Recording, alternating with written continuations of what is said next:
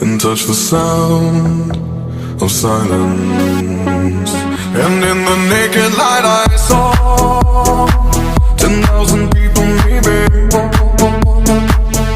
people talking without speaking, people hearing without listening, people writing songs that voices never share, and no one dared disturb the sound of silence.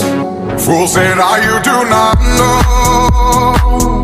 Silence like a cancer grows. Hear my words and I might teach you. Play my arms and I might reach you. But my words, like silent raindrops, fell